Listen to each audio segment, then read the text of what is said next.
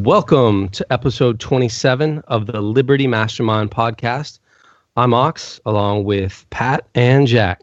And tonight, our special guest is Vin Armani of the Vin Armani Show. And we're going to be discussing coding, cryptocurrencies, maybe alcohol, maybe whatever else we come up with.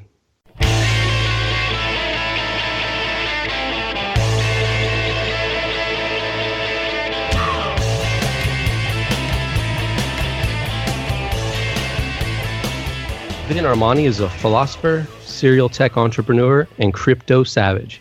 In addition to being an author and speaker, he has made his living as a television star, film producer, high-end male escort, software developer, art gallerist, pirate radio station operator, DJ, music producer, motorcycle courier, can't say that word, faculty member at thecryptoschool.io, founder of codefromgo.com, which we hope to hear about later, and lastly, and my favorite, host of the Vin Armani Show.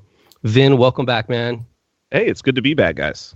Thanks. We appreciate it. Sadly, we didn't get to see you this past fall at 9 Mile Farm. I was starting a new job. Pat was doing some shoot 'em up training or something, and Jack bought a new business, so we were all kind of locked up, but we're kind of curious. What was the best part of your time with fellow crypto savages? Oh man, the whole thing was just amazing. But I think there was total maybe about 70 people, maybe a little bit less. But I think just that size and the ability for it was very kind of ad hoc, just like, little groups of people having discussions, and everybody was just on the same page, although people were coming from all sorts of different backgrounds and all over the world, and it was great, man. It was a really great experience. Oh, sweet. Oh, well, I think he's now moving to once a year kind of model, but we hope to be there in late fall 2018. So he invited me back, so I will definitely go back. I will definitely go back. You got dates on that already, or no? I'm sure it'll be right around the same time. I don't think he'd want to go much later. It was starting to get a little bit cold, as we were there. So, but and there are people who are camping on his property. So I'm pretty sure that he won't want to take it too much later than that. What did you camp on the property, or stay at his place, or get a Airbnb or something? No. I got a hotel 2 of the nights, and then because I also had some friends that I was visiting there. But then one night I stayed there. He was gracious enough to offer me his one of his bedrooms upstairs, and that was plenty cozy and very good, considering that particular night I drank a little more than I had expected I was going to drink. Oh, so man. It was nice to kind of just stumble inside and up the stairs. So I'm very thankful to Jack for that. Oh man, I'm sure the mead and everything else was flowing. There was mead, there was moonshine. I took 2 bottles of my vodka there, and so we definitely I think we polished off 1 bottle. Jack, myself, and maybe like 3 or 4 other people polished off 1 bottle right away of my vodka. So, well, you guys are professionals. Yeah. Well, on that note, I want to do a first on the show. We've got 27 episodes plus under our belt, and I'm typically finding something that's caffeinated when we are recording late in the evening, and Pat and Jack are usually drinking something alcoholic. So tonight, I'm going to take a shot of vodka as we get rolling. I have no idea what's going to happen. It's not the Vin Armani vodka, but it is a shot in everybody's honor. So here we go. Bottoms up. There you go. Bottoms up. So we're excited to have you back on, as I would argue, professional. Yeah, go ahead and blow it out. Oh, get that. I don't like. I'm usually a coffee guy. So this will be interesting. So we're excited to have you back. As I'd argue, a leading voice in the cryptocurrency space, both from a technical sort of perspective and philosophical perspective. I'd argue you're a voice who has inspired other entrepreneurs and crypto savages to jump into this space. I can think of a handful of people from 9 Mile Farm event who are offering various services or products for cryptocurrency, like a roast of coffee that's available exclusively for cryptocurrency. So we're excited to have you on, just talking cryptocurrency and coding. Maybe a good place to try to jump into everything is I'd argue most U.S. currency is digital anyway. So maybe we can start out with like a 30,000 foot overview of cryptocurrencies and this whole blockchain thing that we've heard about in the news lately, and kind of start there. Sure. So as of late, just because I think that it's going to be necessary for the debate that is coming, and for the sides that are going to start to square off, how I've started to frame this so that people can really understand is the first thing to understand about cryptocurrency and to understand about the technology that's behind the blockchain is it's not like a particular piece of software or a particular set of code. Like, it's not like the operating system of your phone or the operating system of a computer. It's not like the type of software that's running, your thermostat or anything like that. Fundamentally, what's at the core of this is a set of mathematical equations, of algorithms that creates everything. It's a protocol, you could say. So it's math. And in theory, everything that's done with Bitcoin, with Ethereum, all of those things, whether it's creating addresses, whether it's sending transactions, whether it's mining blocks, and we'll get into what that is. The thing for everybody to understand up front is that it's math, and every one of those sort of functions could technically be done by hand with a paper, a pencil, and a calculator. And that's the most important thing to understand as we move forward with this, and why it's important is because it gets to the root of who this belongs to and who has a right to regulate it. And it's very, I can't stress enough. And so every time I talk about it, I'm stressing this now, that this is just doing math. There's no barrier to entry. If you're willing to do the math in the way that it's laid out and prescribed to be done, if you're willing to do the algorithms in the way that they're laid out, you can write your own software. You can participate in the network. You can do all of these things so long as you're willing to do the math. So with that said, what is cryptocurrency? Well, the idea behind the blockchain is it was created by a person we don't know. They used a pseudonym, Satoshi Nakamoto, and a few people have come forward and said they were Satoshi. A few have backed off of that, so there's some question, but we don't necessarily know who this person is. But they wrote a white paper, and I believe the white paper was written in 2008, and it was for Bitcoin, and the idea is that it is peer-to-peer digital cash. So a peer-to-peer electronic cash is actually what the white paper says. The idea behind it is that this is a system whereby people can exchange value. So like you were talking about, your currency is digital. So without having a bank, without having a central authority, without having a trusted third party, people can exchange value between one another essentially over the internet. And that there would be no regulatory agency. As I said, there would be no central third party. There'd be no banking. It's basically meant to be a technology that can be used instantly, globally, permissionless, and in a decentralized manner. Now, a lot has grown off of that. There are lots of services because obviously if you want to build a business, if you want to build something that looks like a bank, you can certainly build it on top of this technology. Coinbase, which is the most popular exchange for cryptocurrency at this point, I think they have about 13 million members, though. So they definitely are a market mover. They're fundamentally a bank, but they're built on top of this technology. There's other exchanges. There's some that are coming that are more decentralized exchanges. Anybody can participate.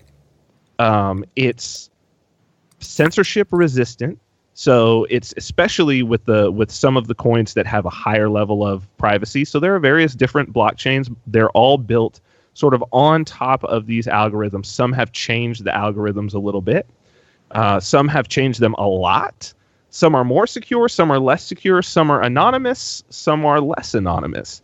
But yeah, at the high level view, that's what this is. It's your ability to participate in a system of, if you want to call it banking, I guess you could call it banking, but in a system of exchanging value with anyone, anywhere else in the world, without the need for any third party, any government, any central bank. And that's the real power of this technology. And that's what pisses me off about people like Coinbase. It's because now they've brought the government into it willingly. Well, the government was... This has been the thing, that anybody who's been in this space and who's experienced it... So my first sort of introduction, at least to the idea of Bitcoin, was probably in about 2010. I mean, I've been a software developer. I've been a hacker since about the age of 15, and I was a professional software developer at that time. And so some developer friend of mine or someone on our development team probably just sent me over a link to an article of it, and I was like, okay, this is interesting. And I think I downloaded, around about that time, I downloaded the early kind of mining software that was out there, and did a little mining, and I was like, okay, I don't really know. This doesn't really make a whole lot of sense to me. But then around 2012 was when I went and bought my first Bitcoin. I did it hand to hand, and here in Vegas, I just went out one day. I went onto local Bitcoins that was there, and I bought them for $15 each, and I maybe bought like $400 or $500 worth. And because I was in a cash business, I had spent a couple years at that point, and now I was very established after being on the TV show Gigolos on Showtime, and then becoming very established as a high-end male escort, that I was in a cash business, and I was like, okay, let me see what the options are out here for protecting my money. I mean, I had an anonymous private vault. I had so this was really something that it was like necessity is the mother of invention, right? And I remembered back to this Bitcoin thing, and I was like, okay, maybe this is something I should be looking into. Maybe this is a safe place for me to store some of this value. So I did. I went out, and it was still in its infancy. There was one exchange, which was Mt. Gox, but it was pretty hard to use. So I went out and I just bought some Bitcoin hand to hand. And the thing is, the feeling, and this is something that occurred to me today. I was thinking about what it felt like to do a Bitcoin transaction at that time. Was you really felt like you might be breaking the law. Like that was, it was really palpable. And it wasn't just me. It was also the people who were selling me the Bitcoins. Yeah. But yet they were pretty established. I bought my first Bitcoins from a guy named Julian Tosh, who had gotten in.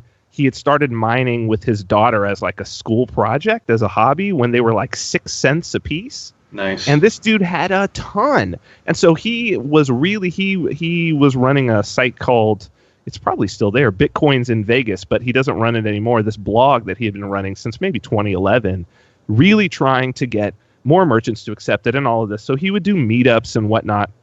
But I remember going to his office over by the airport, and it was this very kind of hush-hush, little bit cloak and dagger feel. And it was the same with everybody that I bought from at that time. And then, in 2013 was the first time when it went with gangbusters. And so I had these Bitcoins, and then by, 10 months later, it was from $15 to $1,000 when it went to $1,000 the first time. And CNBC's talking about it and doing all of this. I cashed out all of my stuff at that point, and I went ahead and had a fantastic Christmas with it.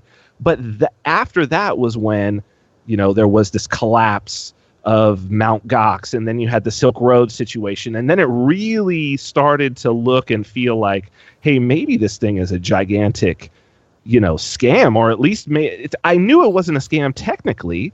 I knew that it was the real deal in that regard, but it was like, maybe people aren't really going to get their shit together with this. And that was the point where the government took notice, I think. Certainly the agents who were involved in the Silk Road case with Ross Ulbricht, they were stealing Bitcoin. They were the same guys who were involved with the Mt. Gox stuff. There's a lot of, which I mean, that's in the billions of dollars of stolen Bitcoin at this point, and we don't know who has that. So this is where it's evolved to is very interesting to me, that now you've got, you know, CBOE and CME with these futures markets. You've got CNBC Fast Money. If you go on their Twitter, it's almost exclusively about cryptocurrency. And it's what they talk about on the show. You've got just everyday people who I know, if they had any inkling or any thought that like, ooh, could this be against the law, they wouldn't even touch it. But they're actively and openly on social media talking about how, oh yeah, went and got some cryptocurrency. I was over Christmas. My cousin, my mom's brother's son, is a San Bernardino County sheriff. So I was back in California, and we were talking around the Christmas tree and having a beer, and he's like, hey man, it's crazy, you know, you're involved with that cryptocurrency. We're around the office all the time. Like, what's that Bitcoin at? What's that Bitcoin at? And I'm like, wow, dude. As in they were investing and they were holding it, you mean? Yes. Awesome. Yes. Yeah. Yes. Wow. So My I mean, banker came in. But the question is it awesome, right? The question is it awesome? Because that you have to expect when it reaches that point that there's no way that the government can stay away. And two, there's no way that you can keep them away. Because a player like Coinbase, what are they in it for? They're in it for the profit at this point. They have to. They've got investors. Right? They're even talking about possibly doing an IPO. They're beholden to their investors. They're beholden to their employees. They want to grow. And they have a lock on the market, certainly in terms of exchanging fiat in and out. The government is going to take their pound of flesh and allow them to do their business and make as a butt ton of money. So they didn't come into it from an ideological standpoint. Right, and I understand that. It's just from an ideological standpoint, it really upsets me. I mean, they're in it. They're a business. The whole point is to make money. I get that, but it kind of goes against the not making the money, but getting the government involved goes really against everything that Bitcoin originally was created for. But you don't get to, the thing is, you don't get to control once a technology is out in the public, right? You don't really, once it's in the wild, then all you can do is just mitigate things. We've gone way beyond the point now of hoping that the government's not going to get involved. What we do have on our side, however, is there's no barrier to entry for creating new coins. And these privacy coins, especially the Moneros, the Zcashes, the expense, if there are enough decentralized means of exchange, if people are not paying fiat for cryptocurrency but are instead earning these coins, which is what our Counter Markets newsletter, my latest article is specifically about that. But you figure if someone is making their paycheck in Monero, paying for their groceries, their gas, their rent, their bills, all of that in Monero, or making some exchanges out to cash as necessary, right? In a more anonymous way, and using that cash to pay their bills. Right. If they're doing that, then it's the expense. If there's a critical mass of people, the expense for any government to actually tax those people, one, it may just be technically impossible. Because it may just be technically impossible under the current regime for any estimation or for it to even appear on the radar, right? But at the same time, it's going to be a cat and mouse game. Bitcoin is gone. Yeah, I agree. The Bitcoin legacy chain, BTC, it's already been hijacked by and everybody who's been involved for any amount of time. It's already been hijacked by the powers that be, the central banks, the governments. Right. They've already done everything that they could do to that chain to basically destroy it. In terms of its use as the sort of libertarian, anti-authoritarian tool that it was initially intended to be. Bitcoin Cash, on the other hand, it still holds, technically, it is still able to be what Bitcoin initially was supposed to be. And then you have so many others. So it's going to be a cat and mouse game. But if we are not, it's going to be a hard road, certainly. Yes, most definitely. Because it's all about, for people who are getting involved, right now we're at the get rich quick phase. Right. It's a speculative boom. I'm not going to call it a bubble because people freak out when I say that, but we are in a speculative mania right definitely. now. And the people who are getting involved have absolutely no idea of the history of Bitcoin. They have no idea of what it was initially intended to be. And they're not even ready, even if they did know, they're not even ready to understand the significance of that because they don't even have the background of the sort of philosophical basis of liberty to understand why something like this would be important. So it's like, we've got here's our tool. Like, I am definitely convinced that this is it. Like, this is the tool. It's not necessarily that it's going to be any one particular blockchain, but this kernel of an idea is what's going to change the world, is what's going to bring more individual liberty. Yep. But we are in a multi-generational, I don't want to say fight, but this is a multi-generational project for sure. Like, I could see the next 50 years being this. And it's important that we work and strive for it now because our children's children will benefit, and if we decide that we're not going to strive for it, it's just as likely that this will be used against our children's children if the libertarian side of this is not kept strong. And that's an important thing to think about, that this is a tool for enslaving the world as much as it is a tool for freeing the world, just as all great tools are. It's a pivotal moment, in other words. Wow. It is. Yeah, it is. Vin, I think I remember you saying that cryptocurrencies on your show is one of the top 3 things that is important to you or that you focus on. In the January edition of the Counter Markets newsletter, that's countermarkets.com, I think your article is about how to get cryptocurrencies without fiat. That's right. Could you maybe give us a little bit of the philosophy of why this is Mm-hmm. and maybe, if you could, maybe a nugget or teaser from the article? Sure. Yeah. Sure. So I think one thing that is very, very potent, and one reason why the libertarian, small L, right? It's so hard because we have this libertarian party that's really a piece of shit, but it's like, but we don't yet have another word. And Crypto Savage doesn't fully capture this because it's not necessarily a philosophy. It's a description of kind of an organic change in consciousness. But I usually say agorist.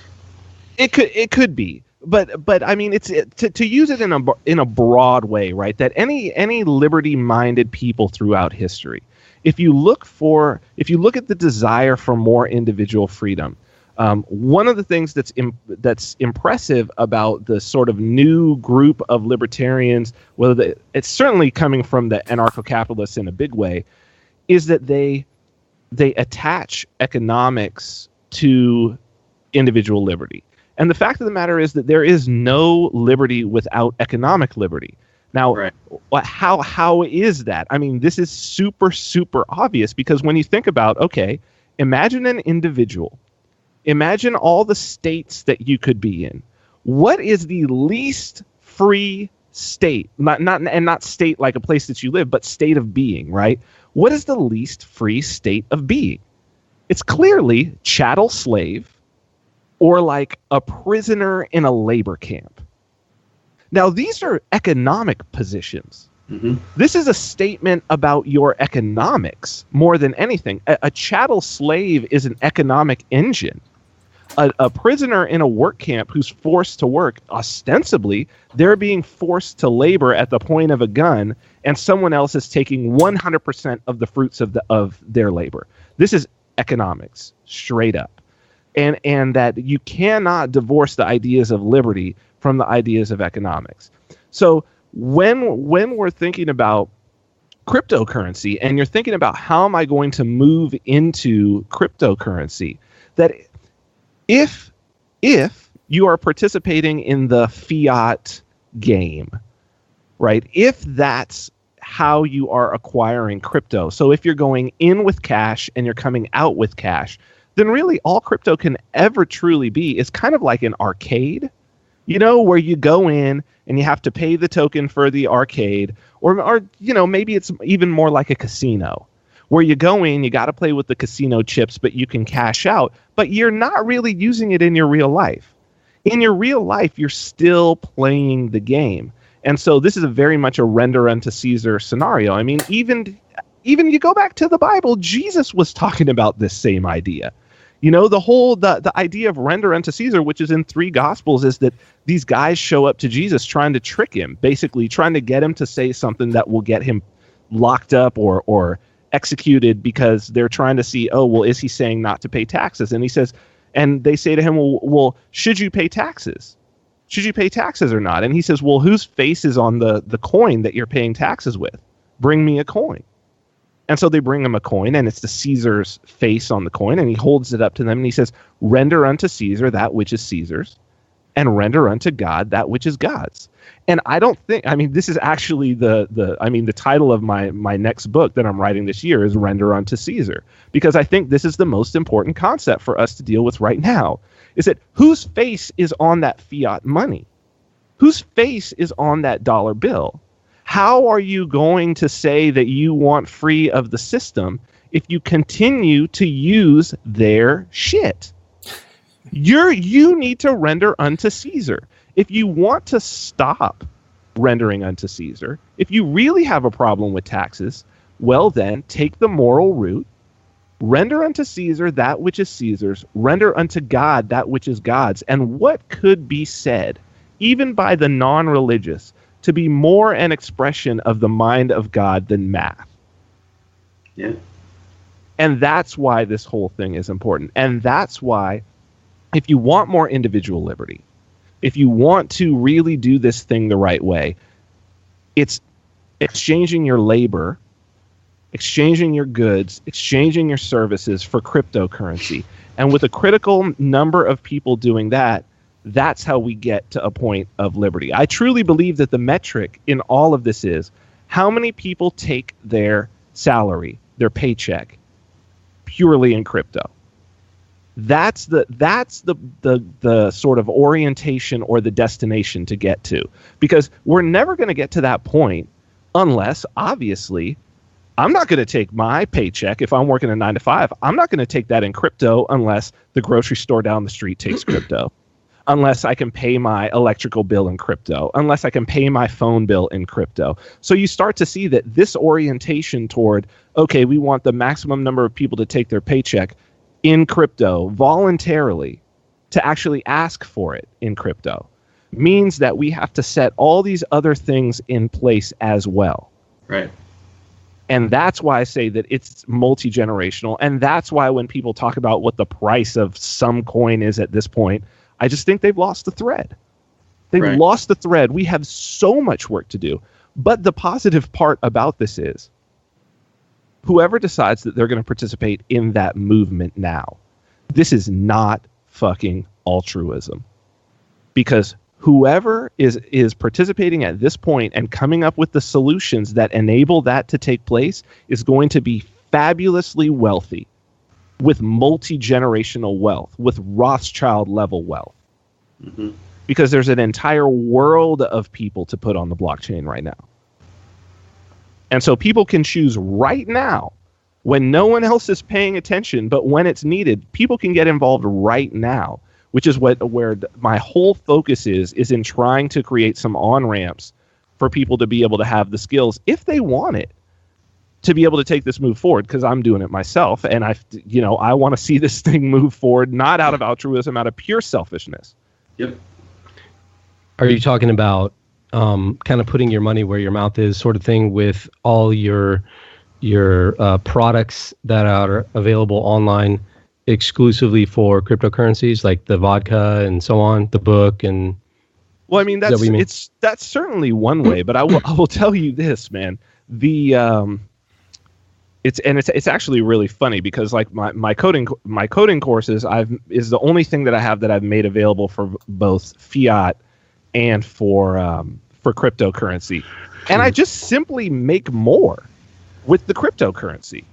And the number of books, the amount of vodka that I've sold, I actually don't think that were I not selling it for crypto, like if I was not selling it for crypto right now, or if I was just, if I was selling it with Stripe or PayPal or whatever, I'm absolutely sure that I would not have sold as many books.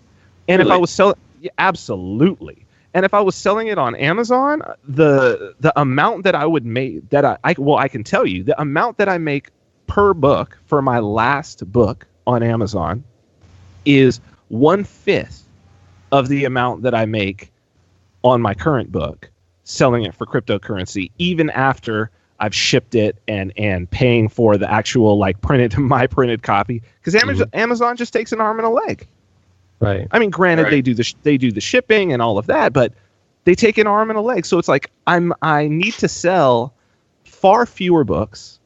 The money when someone buys it, I have that money in my wallet within minutes, whereas I have to wait 60 days for Amazon to cut me a check.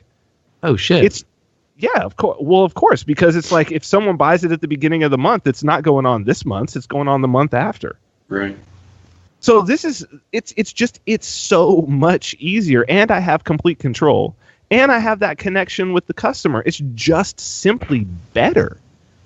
It's not even sure, initially there was some ideological, there was an ideological push, and I was like, let me put my money where my mouth is. But it's like, one, there's a ton of people who have said, this is my first purchase with cryptocurrency. This is the reason why I went out and got Bitcoin in the first place. And now it's Bitcoin Cash or Ethereum because nobody can use Bitcoin as a means of exchange, BTC. But there have been other people who have said, man, I have all of this cryptocurrency and I've been looking for something to spend it on. I'm glad to finally spend it. I've been holding it, but I'm glad to finally have something that I can spend it on.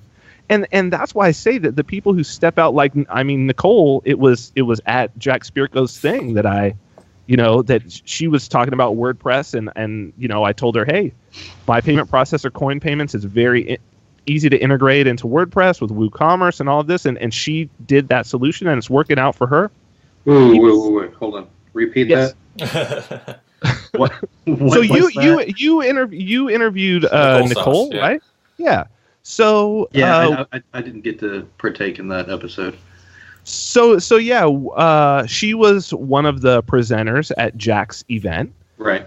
And so she was presenting on WordPress because that's her, that's one of her specialties in creating e-commerce and whatnot. And so, after her presentation, I was about to speak next, and just in between, I said, "Hey, listen, I've been using WordPress and WooCommerce and the plugin for coinpayments, which is the payment processor that I use, which accepts like 80 different cryptocurrencies." I was like, "Look, that plugin plugs right into WooCommerce. It works fantastic. You can set it up in like 5 minutes." And she did it, and now she's selling it for cryptocurrency. And the fact of the matter is, people want to experience buying something with it's novel right now. Right. So how do you do that? I have a brick and mortar store. Okay. And I've been wondering how I do that with my items. So this is actually a really good question, and I, as of yet, and it's actually amazing to me, and it's one reason why I'm actually working on point of sale systems right now. Oh, wow. There are no point of sale systems that I have seen that I feel comfortable recommending. Right.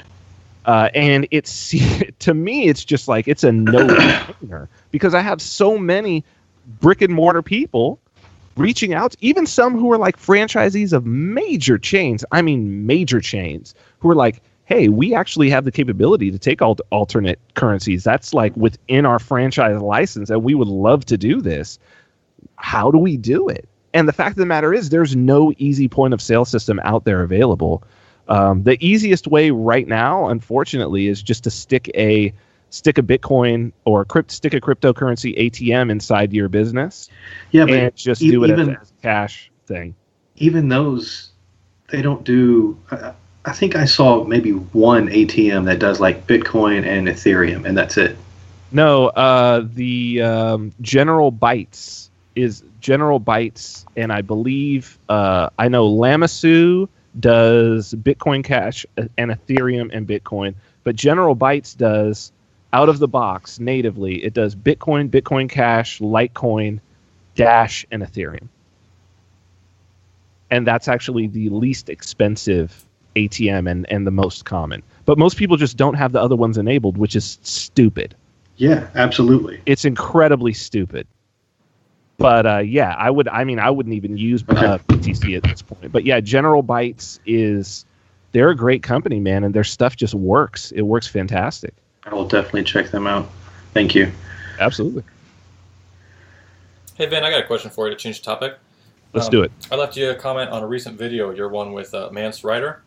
Uh-huh. Loved the interview.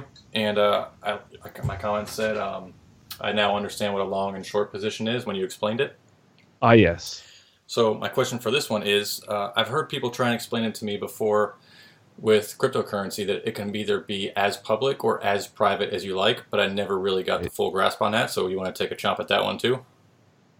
Yeah, because that goes right to the core of what we're talking about. Perfect. So, and this is the reason why we're talking. So we've talked about we've talked about multiple ways at this point, right? To actually get your on-ramp onto the blockchain. But let's say that if your on-ramp is, obviously, if it's labor, and I go and I do some labor, and let's say that it's like, it's some very sort of like handyman type of thing, the type of thing that I'd be handed cash for anyway. And instead I accept cryptocurrency. Let's say I take Bitcoin Cash for it. It goes into, and I use a brand new address. And so this person puts money into this brand new address. Well, that's fundamentally at that point, it's anonymous. I mean, yeah, this guy, he does know that he gave it to me. And in theory, if somebody had his address and they knew that I had done this work for him at this time, let's say, and they somehow had a photo of us doing this transaction, that maybe circumstantially it could be drawn back to me and they could sort of track me that way. So it's an investigation. It's not just you don't just Google it. Right. And it's a pseudo anonymous. It's always, Bitcoin in particular is kind of pseudo anonymous. Now, this is gonna be about Bitcoin and Ethereum and Litecoin, the public blockchains that you can actually look at. When you're dealing with Zcash or Monero, people actually can't even follow the trace on the blockchain. So we're going to leave those to the side, right? Those are privacy coins.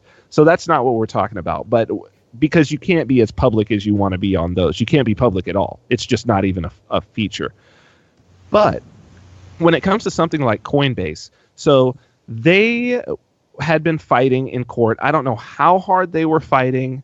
I don't know if they just rolled over to get some sort of, they acquiesced to the government to be able to move forward and have their life have a little less friction. But Coinbase was fighting for about a year. We talked about it quite a bit on the show, that they were served what's called a John Doe summons by the Treasury Department, saying that they wanted access to all of their customer records. Now, they managed to fight it down to only 14,000 records. I still think that's significant, and I know that this is just the first salvo. But it was just It was just last month. 14,000 records that are between 2013 and 2015 of transactions totaling in that time over $20,000. It's 14,000 customers, and they're handing over this information. Now, Coinbase has. If you're buying and selling, Coinbase requires as much information as a bank. I mean, they require your social security number. They require a real mailing address. They've got your bank account that it's gone to and from. So this is a situation where if you use Coinbase, because who we're concerned about the privacy is the government. That's when you say as public or as private, fundamentally the only entity that really, really, really cares, or that you couldn't just sort of obfuscate it with some sort of like a coin mixing thing, is the government. And Right. if the government, if you're going in and out via fiat, it really doesn't matter what you're doing on the blockchain, because the government's like, oh, you bought X amount of Bitcoin, you then sold it back for cash. So we saw how much money went out of your bank account to Coinbase. Then we saw how much you got back from Coinbase. We're just going to assume that that was the initial amount that came back, and here's the capital gains that you owe us. Right. That's fundamentally where we stand right now. And the thing about it is, between 2013 and 2015, 14,000. That's a lot of people. I mean, It's a lot of people for that's that a time. that's a huge lot of people amount for that time. of the population. It is. And look, it's just the first salvo, because this is precedent. Precedent has been set. The judge has said, yep, it's legal, turn it over, and Coinbase has turned it over. It's going to be basically impossible for them to fight any such action that the government takes in the future. And so, look, they're going to be right in the same situation that the banks are in, right in the same situation that PayPal is in.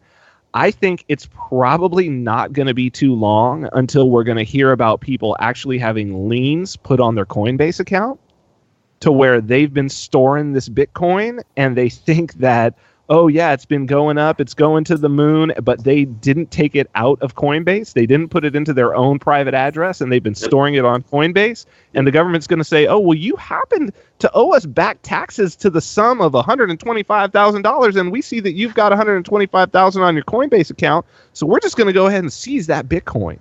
Yep, that's exactly right. It's coming. It's coming very, very soon. So, I mean, the government's already shown that they don't care about. This, you go to this EBTC story. I don't know if you guys saw that, but this was an international exchange. It was based overseas. The head of the exchange was a Russian national. They arrested him in Greece and confiscated the entire site. The U.S. Treasury Department confiscated the entire site, none of which was based in servers in the U.S. Right. They went and the Greek police snatched him up, extradited him to the U.S., and now he's in a U.S. prison. This is a Russian national who had never stepped foot onto U.S. soil. So the precedent is that they don't even care where you are or what your nationality is. They will come and get you, and they will take all your shit. Right. And that kind of gets into conspiracy theory, but never mind. I'm not even going to go there. Well, look, there's no theory there.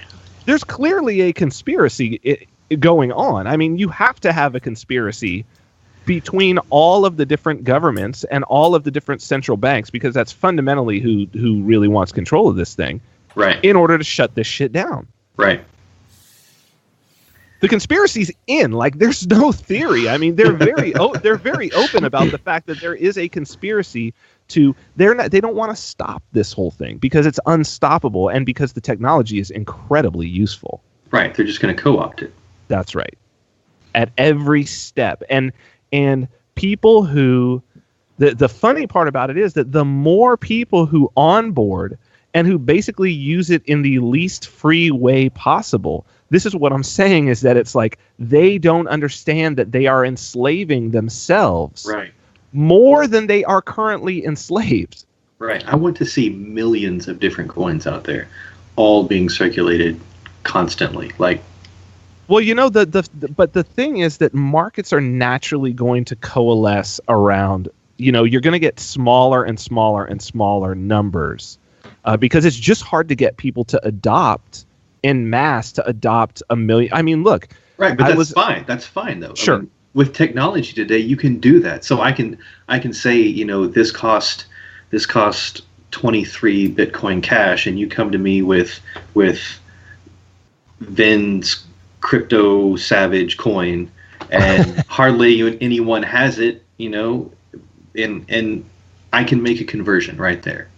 You know, I think it's that you're worth this, and okay, I'll take 57 crypto savage coins for this thing that was 3 Bitcoin Cash, whatever.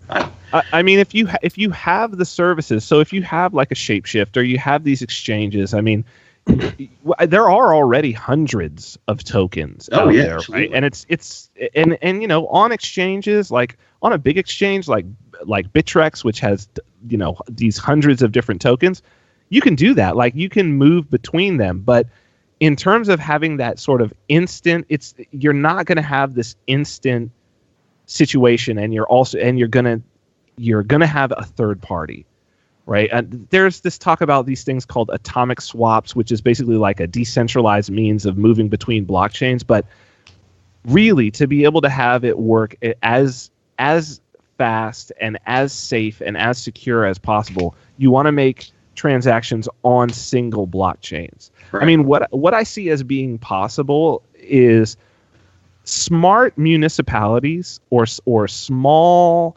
provincial level, sort of like small state level, or like provinces in certain countries, deciding that they're going to throw some like state money into, you know, setting up mining and whatnot, but that it would still be decentralized, but that they would be the ones who started out with the mining, but still anybody else could mine. It would still be decentralized. Perhaps it would be anonymous, and that they were going to throw their weight behind that. I could see having that sort of situation where, oh, now we've got a local currency that we use on a day-to-day basis here for, you know, buying groceries and this and that, and maybe, you know, the cell phone providers and the electricity and the sanitation and maybe the landlords, they all take this particular thing within this area. And then when you go on vacation, then, you know, you convert however much you want to, and maybe you can do that on the fly to something that they also take somewhere else, like Bitcoin Cash or Ethereum or whatever. That's actually a very smart move that could make small provincial governments or municipalities incredibly wealthy without them having to tax the citizens to do it. Mm-hmm. So, like, I see that as a logical progression. I think it would be very smart. And so long as it's decentralized, it still falls within that libertarian ethic. So that's something that where the funds of the state and the power of the state could be used democratically to push freedom a little bit farther forward. Will we see that? I don't know. I mean, it's still a long ways off before I think politicians are in a place where they understand this technology. Oh yeah, long way off. Then the past handful of months on your show, it seems like you've talked a lot about and advocated for Bitcoin Cash. For everyone out there who has not heard about it or knows very little, could you tell us what are the features? What do you like about Bitcoin Cash? So the simplest thing that I could say is, as I said, I got involved in Bitcoin and bought my first Bitcoin in December 2012, so functionally 2013, and I started developing little projects and playing around with actually using it as payment within my projects in like 2015. What I like about Bitcoin Cash is that it's Bitcoin. It's the Bitcoin that I first bought in 2012. Well, it literally is, because it uses the same blockchain, right? So like the record of those actual purchases that I made of Bitcoin, the record of my addresses from 2012, 2013, and the transactions I did using when I was developing with them in 2015 are on the Bitcoin Cash blockchain.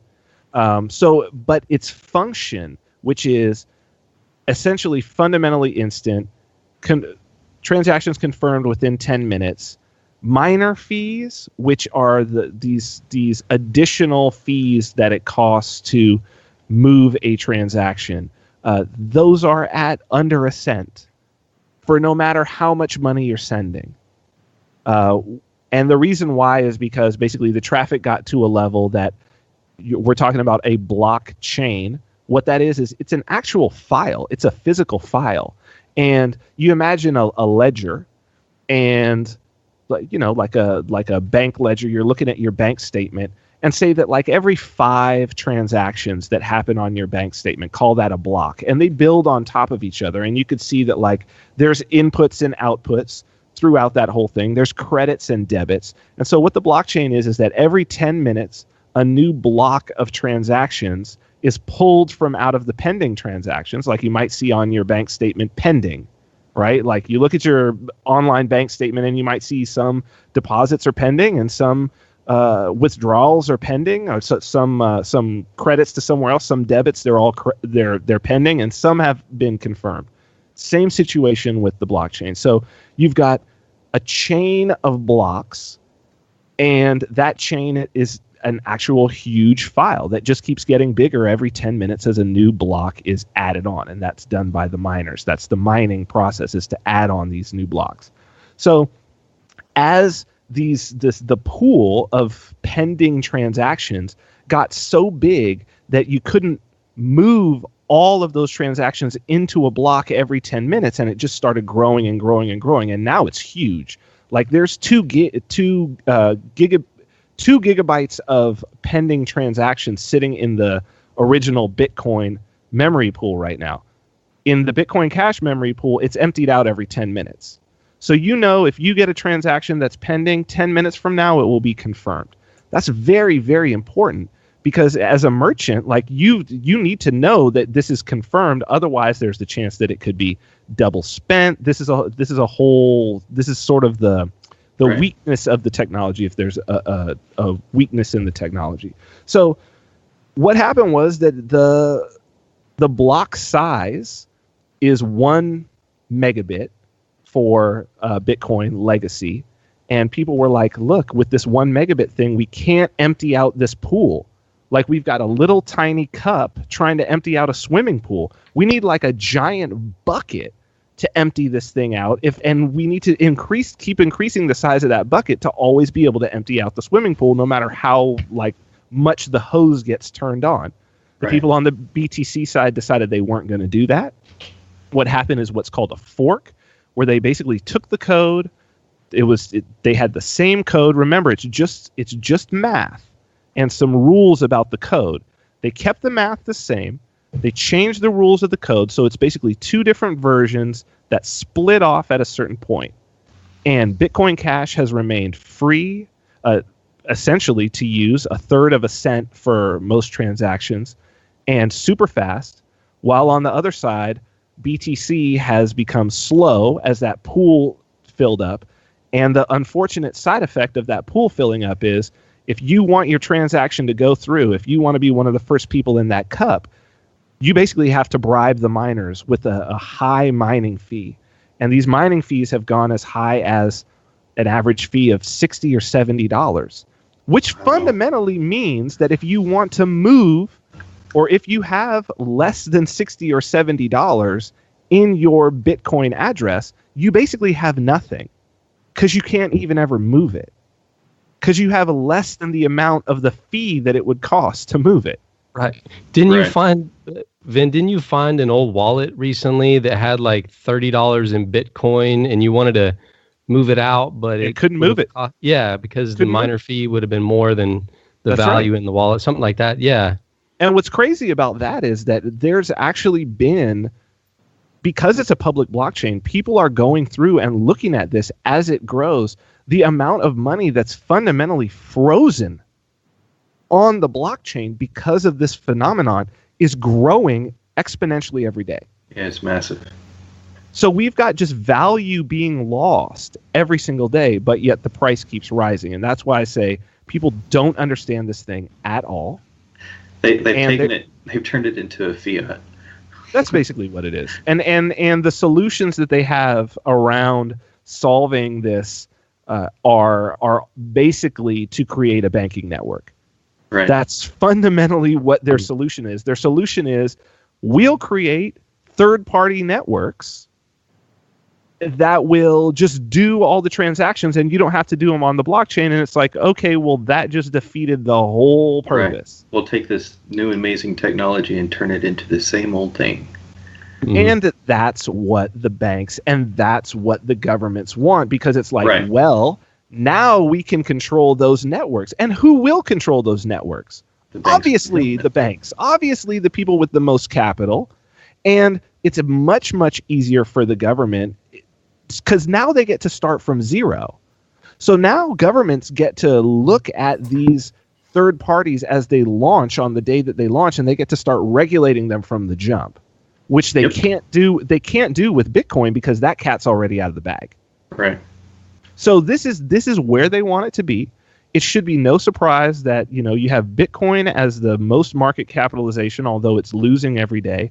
And then second, all of a sudden, which has just roared up, is this coin called Ripple, which is fundamentally a centralized coin, which was created to be a settlement layer between banks, which the banks love and are adopting as their blockchain technology. And that's now the number 2 coin in terms of market capitalization. And it should be no surprise. See, I thought it was going to be Ethereum when Microsoft and all of the big global companies jumped on Ethereum, and then it forked.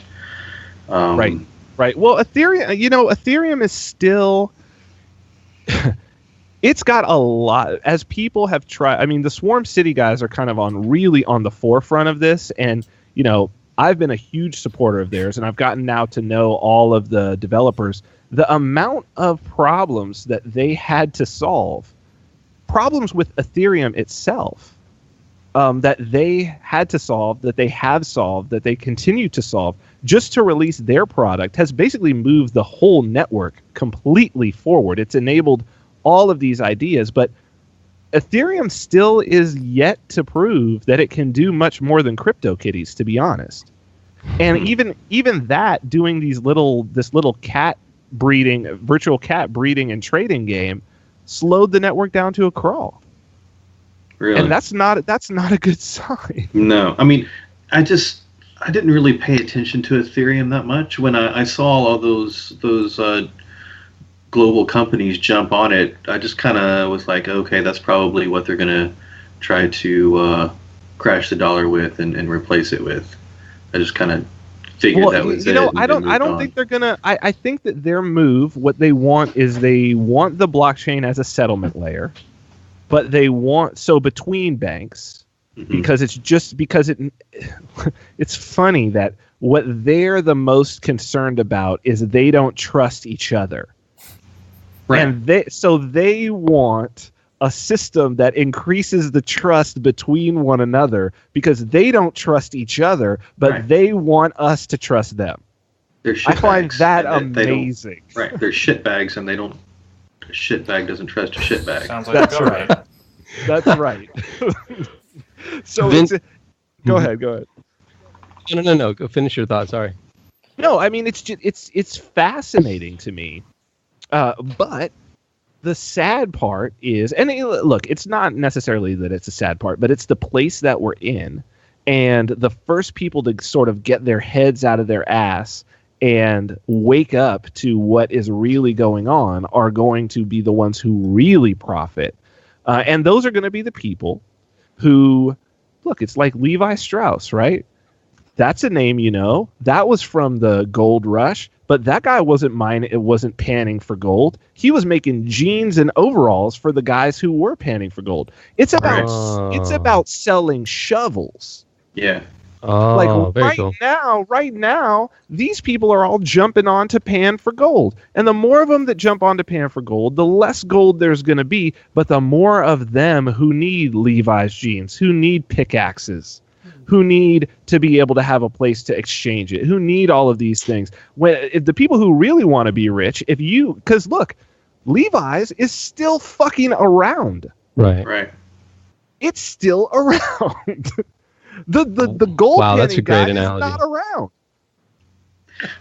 So what? Let's tie this into the crypto store or the cryptoschool.io. Like, let's do it. How do you teach all of this stuff at, or is it taught at the crypto school?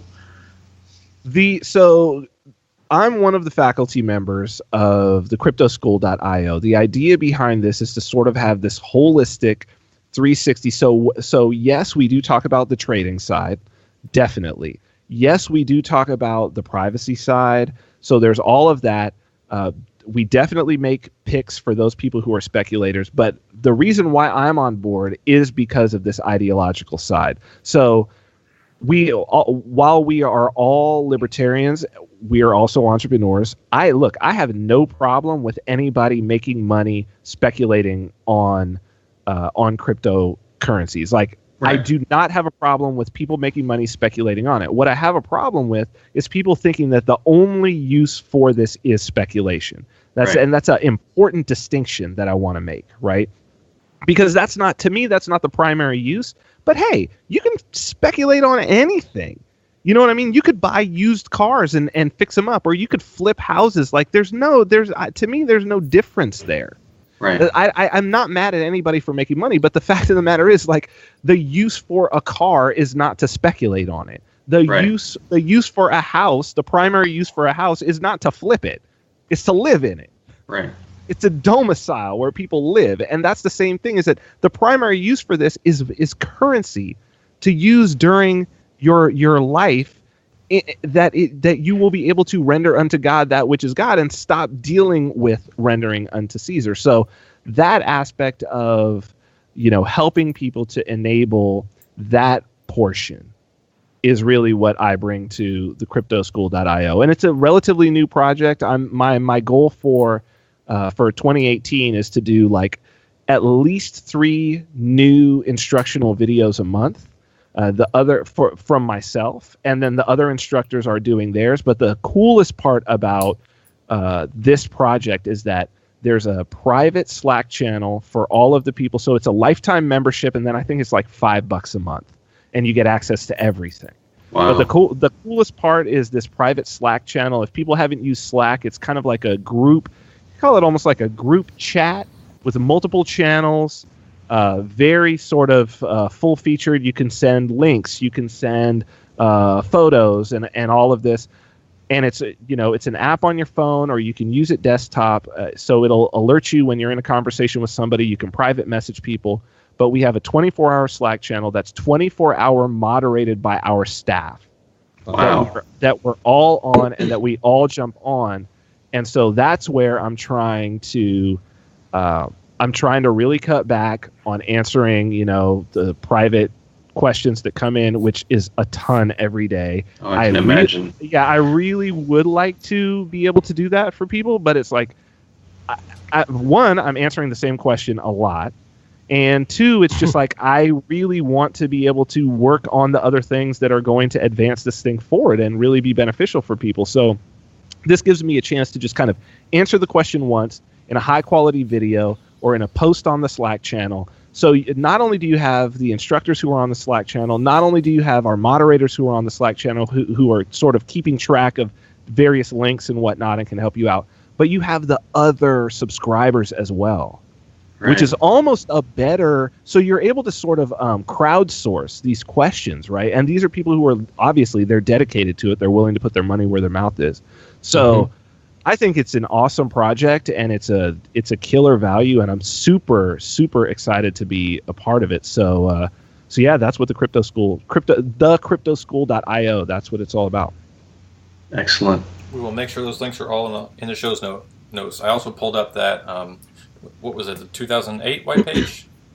Yeah, it's the Satoshi white paper, the coin white paper, and that'll be on the website as well. So that's something everybody should read. It's like, it's just a few pages, but it tells you what this thing is supposed to be. And I think when you get that, you're like, oh, okay. And again, while once it's in the wild, you don't get to control anymore. I'm not one who goes in for the whole, like, there's this phrase, Satoshi's vision. And people will argue that it's like, well, what's happening is not Satoshi's vision. I don't really go in for the idea that Satoshi's vision is some sort of a valuable thing. I think maybe that comes from me being a DJ, and like, for years and years, that the industry standard, the only industry standard in terms of turntables, if you see a DJ with turntables with vinyl, it's the Technics 1200 turntable. But the designers of the Technics 1200 turntable, when they designed it in the 70s, DJing didn't even exist. Hip hop didn't exist. There was no thought of matching records. There was no thought of scratching. But it just so turned out that, you know, the way that this particular turntable worked, it was perfect for all of those things. But, you know, if you go by, oh, well, you're not using the turntable by the Technics vision, it's like, okay, it's completely, that may be true, but it's also completely insignificant.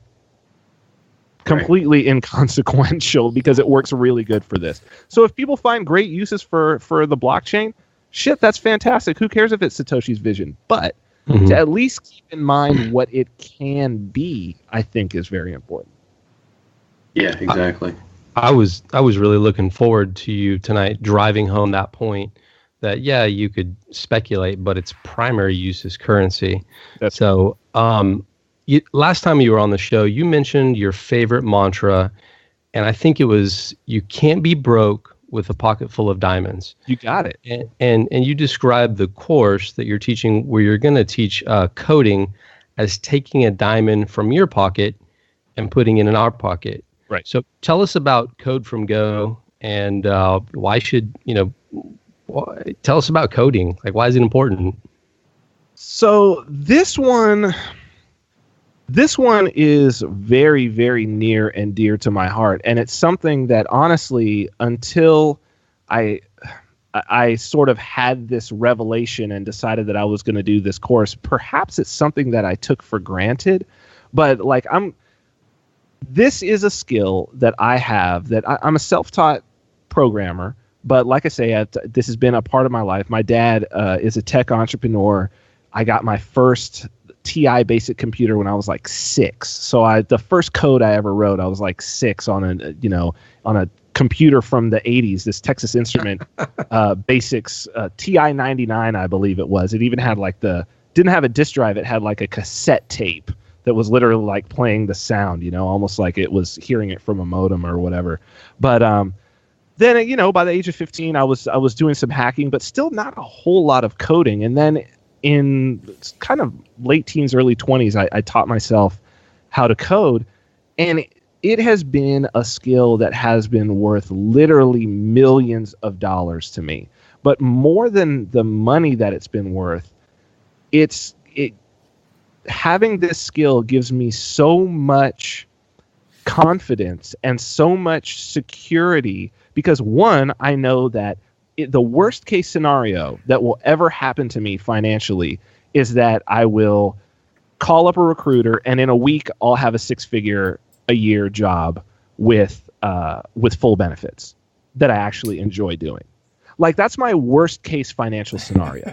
and that every single week that recruiter will call me and offer me a better job or what he believes to be a better job. That's my worst case scenario.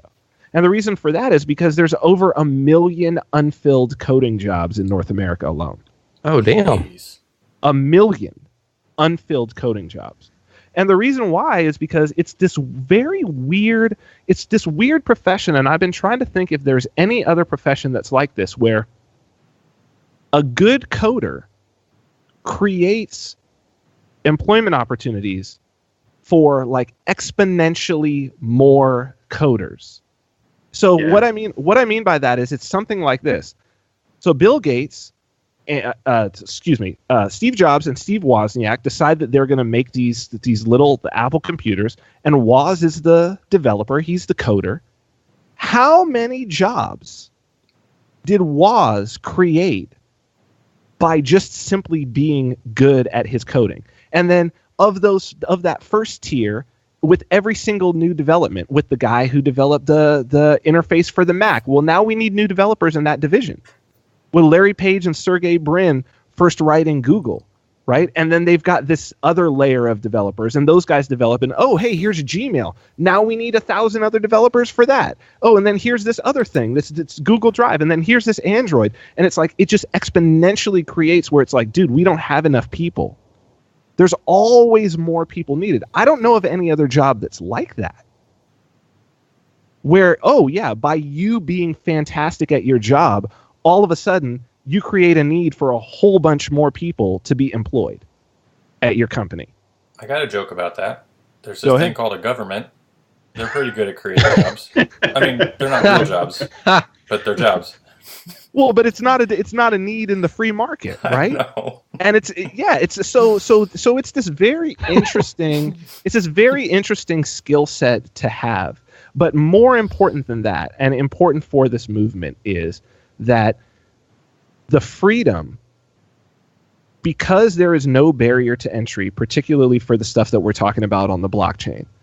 And it's not really all that, like, you don't have to be a super high level developer to have a massive impact and to be able to really utilize this blockchain technology in the way that it can be utilized. To be able to really do things at a custom level and to be able to really move money around and create new solutions and create more liberty. It really doesn't require all that much skill. So this is a very much a passion project for me. When I first announced that I was thinking about doing this, like, it's just people just came out of the woodworks bugging me. And I've only just announced it on the show on Monday, this last Monday. At the new year, really, just announced it and talked about it twice.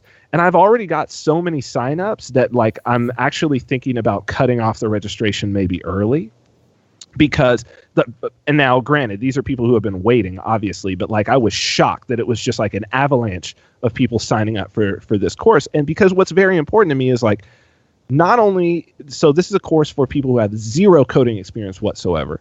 I'm going to walk them through so that by the end of this process, what my goal is that there's enough of a knowledge base there to then be able to go out and learn as much as it's kind of like the bootstrap, right? Like, you're bootstrapping, it's the spark plug. You're bootstrapping this together so that then you can go out and learn more, because at least you know what questions to ask and you can start moving through. But I want to be able to be sure that every single person leaves with that. So that's going to require, being available for answering questions via email. I'm going to do some, like, office hours. This is a series of live seminars. So I'm going to do some, like, office hours type Google Hangout sort of situation where people can just, spend a couple of hours in answering questions and whatnot. But it's very important to me because some percentage of these people, I'm going to continue doing this hopefully every 90 days. About every 90 days, there'll be a new set of seminars, and then I'll start in with the other levels of classes maybe in about 6 to 8 months, but so that there's, a larger curriculum. But some percentage of the people, I hope, that move through this, if I do it right, will be the people who make the types of changes that we're talking about that need to be made to move this movement forward. So for me, like, I think it's the most valuable thing that I could possibly do. And yes, it is taking a diamond out of my own pocket and putting it into somebody else's. And yes, it potentially can make them have a much more secure financial future and a much more interesting career if that's what they choose to do. But really, really what I know can come out of this is that this is what I can give more than anything to the movement to actually create some concrete change and to bring some people along in a way where that they can make that change themselves. That's awesome. That sounds really important to individual liberty. Yeah, it definitely is. So this is going to be kind of a every 90-day type of thing. You'll have, like, X amount of spaces and right. And okay. I'm trying to keep it to like right now. We're closing in on. I think 100 is right now where I can. Where I'm comfortable with this first one. Mainly, I'm not worried about from a standpoint of curriculum. That's all done and good, and I'm confident with that. From the standpoint of actually being able to get this information taught, I don't have a problem with that, and the technical side, not a problem. But I really want to be sure that I don't put so many people in there that I am not able to, just with the time that I have, that I'm not able to give, necessary answers to questions that people have. I want everybody to be able to leave out of the process feeling like, okay, any question that I had answered. I'm clear. within reason, right? Right. You have enough people, and there's going to be some people that just don't get it the first time around, and maybe they need to go back and watch the seminars. And I'm going to answer the question, and I'm not going to answer it 100 times, within reason.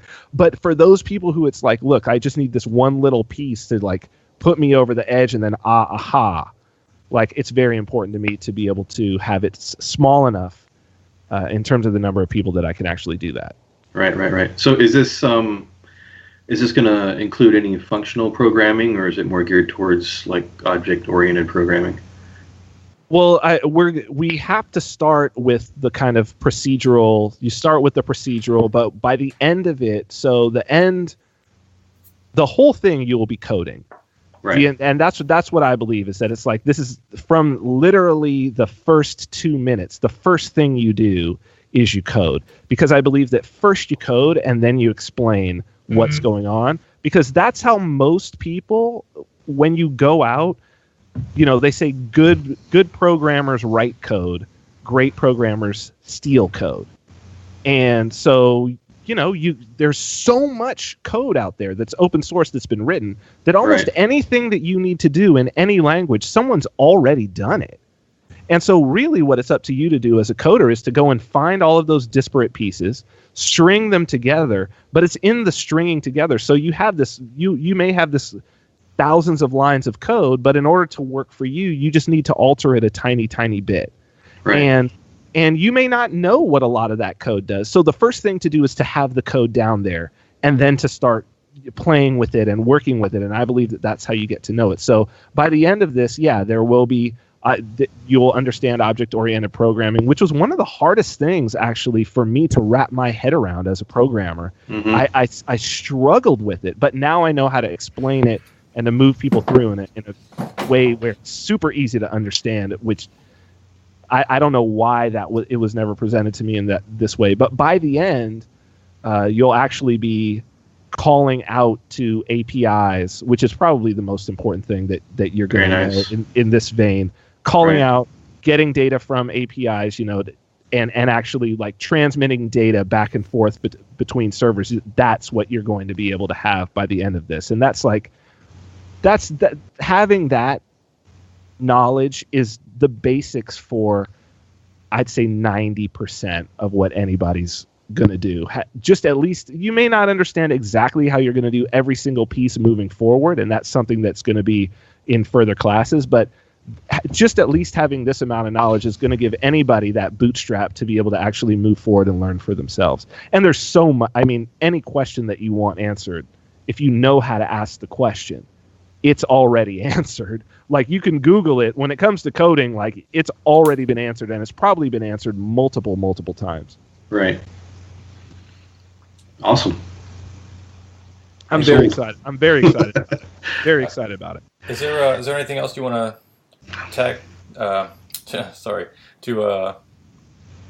bring up before we close the show out? Because we're going to tie a bow on this one here pretty soon, Vin.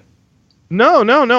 I think that's the biggest thing. If people want to go and check out the cryptoschool.io and codefromgo.com, and then, of course, vinarmani.com, they can get information on everything else there. And the show, of course, I'd love for people to subscribe to the YouTube and check me out on Twitter at Vin Armani.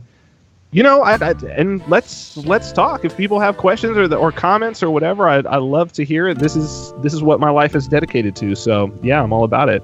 And I thank you guys for having me on. Yeah, man. Thank you. We appreciate your time. Thank you. Yeah.